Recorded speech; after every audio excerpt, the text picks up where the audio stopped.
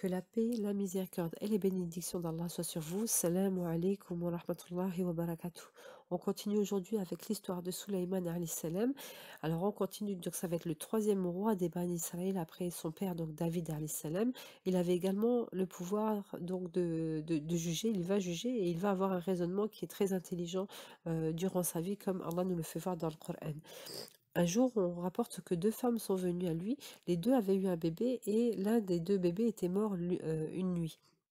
Et les deux vont dire donc que le bébé qui est vivant est le sien. Alors Sulayman va dire à un de ses soldats de ramener le bébé, de le couper en deux et de donner la moitié à chacune des deux mères.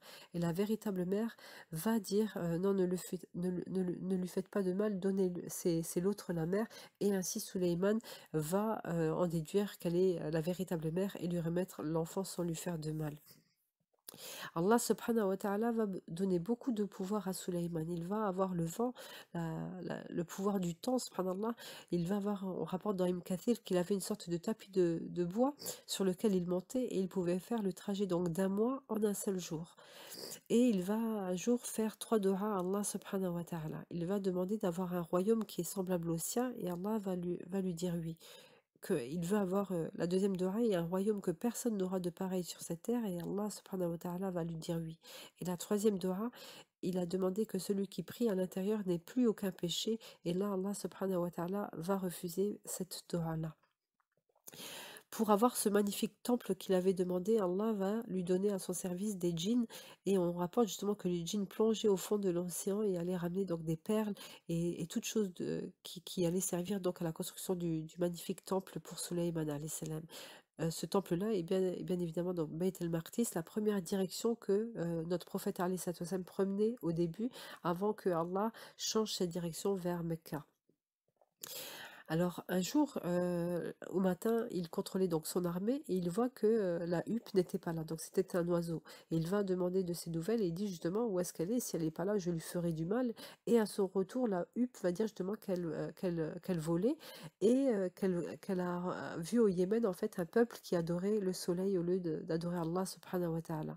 Et là, Suleyman va dire à la huppe donc de lui remettre une lettre qu'il va écrire et sur cette lettre-là, il va demander justement donc au peuple du Yémen d'arrêter de se prosterner devant le soleil, mais de se prosterner devant celui qui a créé le soleil, donc Allah Azza wa Jal. Et en arrivant donc au Yémen, elle va remettre cette lettre-là et Balqis va essayer donc d'envoyer un pot de vin. Elle va envoyer plein de présents à Suleyman.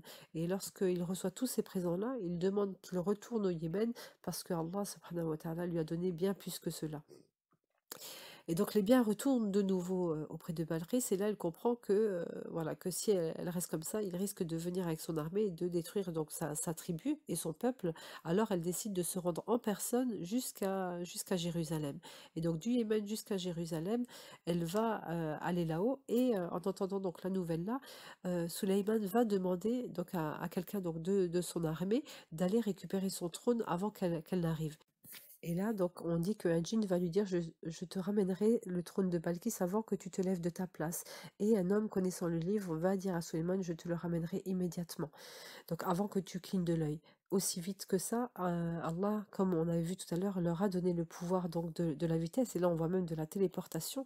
Ils vont lui ramener directement donc à Jérusalem. Balqis va arriver dans Jérusalem et quand elle va arriver, elle va voir la grandeur d'Allah subhanahu wa ta'ala à travers le palais de cristal de Suleyman. Et lorsqu'elle va arriver, on dit qu'elle va découvrir ses jambes parce qu'elle voyait de l'eau et Suleiman va lui dire qu'elle n'a pas besoin car en fait il y a une fine couche de cristal au-dessus et elle peut marcher sans être mouillée. Et en voyant justement ce palais extraordinaire, elle reconnaît directement la puissance d'Allah et elle va se soumettre, elle va se prosterner et venir auprès de Suleiman pour avoir voilà pour connaître cette religion justement et ce créateur, elle veut avoir ce rapport en voyant subhanallah, juste le palais, elle va se soumettre et reconnaître Allah Azza wa Jal. On dit par la suite, voilà, il y a des hadiths qui disent qu'ils se sont mariés et que après Suleyman va avoir peur, voilà, comme il n'avait pas de véritable descendant fort, il va lui remettre Allahu alam l'arche d'alliance et autour de ces années-là, elle va disparaître. L'arche d'alliance qu'on avait vu où il y avait donc les reliques, il y avait les affaires de Moussa et de Haroun. Donc c'était l'histoire de Balqis et du prophète donc Souleymane alayhi salam. Il va continuer donc donc à être roi jusqu'à la fin de sa vie et on verra la prochaine fois donc son fils Roboam qui prendra la tête de l'héritage, Inch'Allah.